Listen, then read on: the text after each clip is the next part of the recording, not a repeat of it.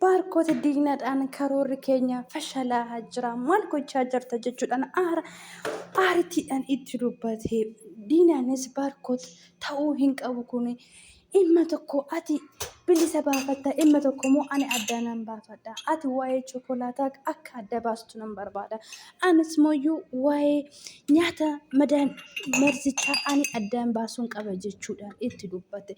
Yeroo kana keessatti diinaan baay'ee waan gadditee fi karoorri ishii jalaa fashalaa waan jiruuf baarkoota baay'ee rukutaa turte. Isheenis baarkootis ammaan jammartee siqee ana sababbii tokko malee narreebini jechuudhaan harka ishee ofirraa fuudhee ofirraa darba. Yeroo sanatti diinaan mucayyoo tanaan akka gootaan ishii gootana jireenya keenya keessa ishii baasuu qabna jechuudhaan dubbatte. Yeroo sanatti Liyyuun isaan duuba jaajjitee waan karoora isaanii fi gocha isaan hojjetan ilaalaa waan jirtuuf kun immoo hin ta'u jechuudhaan ishee gaddite.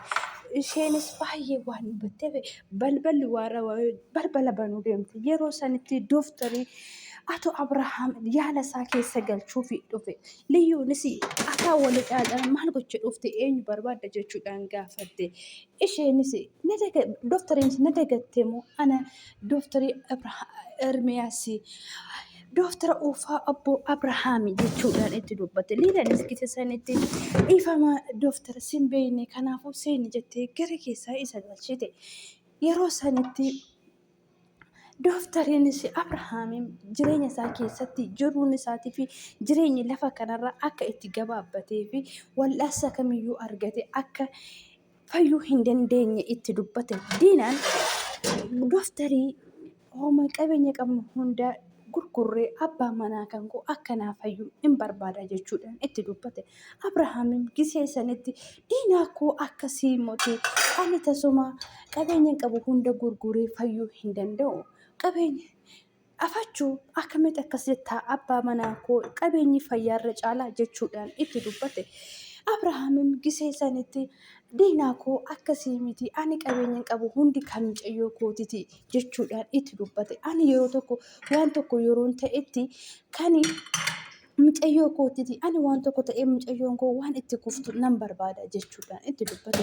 Yeroo sanitti dooftariinis Ato Abrahaam qabeenya qabdu kun hunda gurgurtus jireenya kan kee wannis ilmee kan kee siif dheeressuu hin danda'u. Dhukkubni kan kee qabeenya keetiin isa oli kan isa barbaadu jechuudhaan itti dubbate. Yeroo sanitti diinanis dooftar hooma rakkina hin qabu. Firoota fi naannoo keenyallee kadhanneetillee abbaan manaa kan koo akka naafayyuu nan barbaada jechuudhaan itti dubbate. Yeroo sanatti Abrahaamis dooftariidhaan dooftar ani kanan barbaadu isa deebii isa dhumaati naaf ergi. Maaltu bilisa dubbii qabu naaf kenni jedhe. Dooftariinis ishii Abrahaam yaaliin anu goone parsantii fayyuu keetii parsantii 50 gubbaarra jira. Yaa ta'u malee yeroo ammaa kana baay'ee sodaachisaadha waan ta'eef carraa fayyuu keetiif baay'ee yaaddessaadha.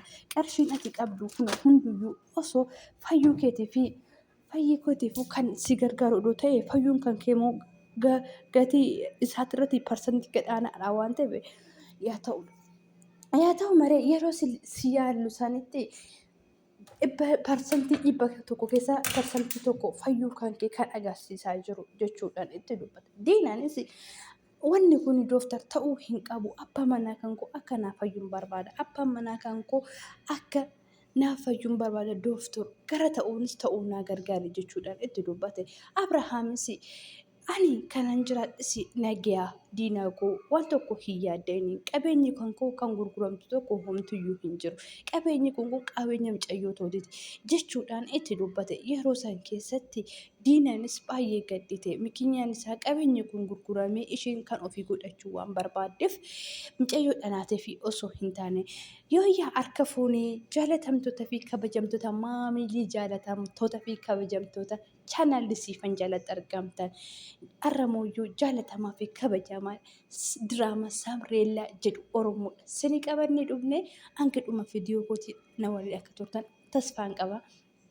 Liyyuunis chookoleettii yeroo hunda Samreellaadhaaf itti kennamu barbaadan fudhattee harkatti qabattee bakka ani amma tooftaan ani qabu keessaa viidiyoon chokoleettii kana qabadhee dooftariitti kennee wanta hundaayyuu dooftariin kun akkanatti himu barbaada jechuudhaan itti dubbatte.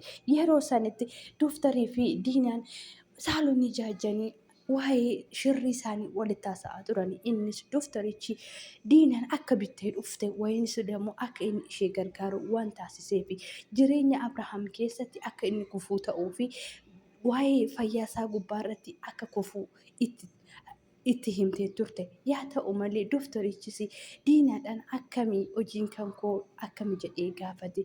Baay'ee wanta sin olii kan naa taate. Kanaafiyyuu akkasiin jedhu tokko hin qabu jechuudhaan diinaan itti dubbatte. Dooftariinis atis baay'ee fakkeessituudha. Gisee haasoftu baay'ee homtuu baay'ee tokko kan namatti toltu fakkeessuu baay'ee dandeessa jechuudhaan itti dubbate. Isheenis yaa ta'u jechuudhaan itti dubbatte. Yaa ta'u malee dubartii qaxalee fi dubartii cimtuudha. Dubartii fakkeessituudha jechuudhaan dagaggabeetu. Diinaanis garmalee koflitee tolee jechuudhaan qoricha nyaataa wajjin kenninu hoo jechuu gaafatte. Dooftariinis wanti hunduu karoora keetiin kan deemaa jiru haaluma karoora keetiin jedheeti. Qoricha kanas kan jijjiiru yaaduma kee qabadheeti anumatu jijjiire bakka hojii isaa gadi buusitanii kanan hojjedhe jechuudhaan itti dubbate. Diinanis agaruu akka nu shakkine obboleessi kiyya baay'ee ulfaataa fi baay'ee shakkii namaa hanqabuudha jechuudhaan itti dubbate. Dooftariinis rakkataa keessanii maaliif ofirraa fageessitu yaada keetii fi karoora kee kan koo si harkaa fashaleessa. Ati dubartii gamnaa fi nama goyomsuu dandeessudha jedhee itti dubbate. Dubartuu jabduu jechuudhaan itti dubbate. Yeroo kana yeroon isaa karoora kee hundaa fashaleessuu waan barbaadu natti fakkaata jechuudhaan itti dubbate. Diinaanis sanarrattis balaafamaadha jechuudhaan deebiste. Dooftariinis argitee of eeggannoo gochuu qabda rakkina kee keessa si galcha jechuudhaan itti dubbate. Yeroo kanatti liyyuu jechootaa fi haala isaan haasa'an hunda duuba isaanii jaajjitee waan dhaggeeffattuuf dooftarichinis keessa jira jechuudha. Hundi isaanuu keessa jiran jechuudha. Bakanii chokoleetii kanas kennee isaan ilaalchisne jechuudhaan itti dubbate. Osoo salphadheen ture chokoleeta kana oduun kennee raadhee jettee itti dubbatte. Yaa ta'u malee diinaanis yaada hamaa miti homaa miti jechuudhaan deebisteef dooftariidhaan. Kanaaf hoomii guyyaa kamii badhaasni koo kamiree hoomii wajjin irbaata nyaannaa jechuudhaan gaafate. Diinaanis irbaata fi guyyicha irratti hundoofneti kan deebisnu jechuudhaan deebise. Firiin isaatiinis haala irbaatichaa murteessati jechuudhaan deebisteef.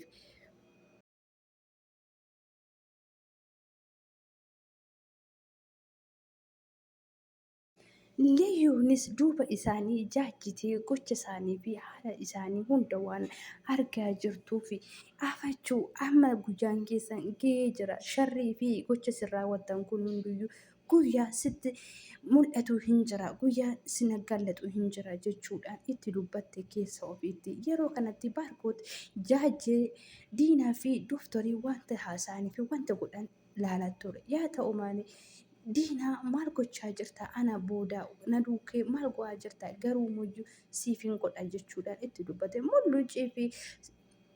Mulluc aannan baatee gara mana jireenya liyyuu dhufe. Liyyuu mulluc maal gocha dhufte jechuudhaan itti dubbate. Mulluc maal goota yeroo deemtutti si yaade kaa lubbuutoo silkii akkanaan isiin bilbille akkanaan hin jenne kanaa jedheen akkamitti waan baay'een jaadde jedhe. Ishee maaltu uumamee maaltu jira jechuudhaan itti gaafate mulluc. Liyyuunis wanta tafaxaree wanta godhame nan gaafattu saamreelani koo kaatee jirti jettee itti dubbatte. Yeroo sanitti ka'umoo walumaa jechuudhaan itti dubbate. Innis yeroo sanitti baay'ee tokko das nama jedha. Chokoleetticha wannan qayyaree fi sanaafuu kaatee jirti jechuudhaan abbiin kan koo na jalaa du'ee xoole jechuudhaan itti dubbate. Mullucis dhiisii kaabboo hanji waan kan jirudha jechuudha. Yaa ta'u malee maayinni xaxaabii ati baattee deemtu jettee mulluc gaafattee liyyuun. Mullucis kanaan xaxaabii jettee moo ani koo kanan baadhee jiru aannanii raabsaa jedhama jechuudhaan itti dubbate. Aannan raabsaa moo jechuudhaan gaafatte. Eeyyanii aannan baadhee aannan jira jechaan aannan gurguraa jira. Jijjiiramiitii hojjedhu natti agarsiisi waan naan jetteef kanaafiyyuu jijjiirama sitti agarsiisaa jira jechuudhaan itti dubbate. Kuni raabsaa jedhama. Jireenya haadha kooti. Haadha koo dhibamtuu kanan gargaaraa jiru isa kanaani. Innis atis moo anas jireenya kootis jireenya kee gara fuulduraatis kan ittiin fooyyessu isa kanaani jechuudhaan itti dubbate. Aannaniin immoo jechuudhaan eeyyanii jedhee deebisee fi isheenis yeroo sanitti garuu muyyuu mul'uuc na barbaachista. Ani akkamitti dooftarii ati beektu waa'ee abbii fi saamureellaa barbaada. Dooftariinis shirri isaanii keessa waan jiruuf dadhabee jira. Humna kooti ol ta'aa jiranii. Har'arra boruurraa abbii koo maal na jalaa godhan jedheetu yaadaa jira jechuudhaan itti dubbata. Yeroo sanitti maal rakkoo qaba hojiidha miti jechuudhaan mul'ucitti dubbata. Mul'ucis yeroo kana jedhuun liyyoonis naannessituu aannanii taate jirta jechuudha. Dooftaroota nu gargaari jedhee yeroo dagaagamtee gaafatutti ana mul'uci immoo afachuu osoo hin dandeenyu nan danda'a si jechaa jechuudhaan itti dubbate. Summi jaalala summi chokkoleessaa ittiin summeessan barbaada jedhee itti fufa. Isheenis hammeenya akkamii dhiqaniin kaballaa yaannoo keenyatarraa hin hafani waa shugguxii baatee jiruufi malee anuu hin dadhabu jechuudhaan itti dubbatte. Faamilii diraamaan kun itti fufaa paartii itti aanuu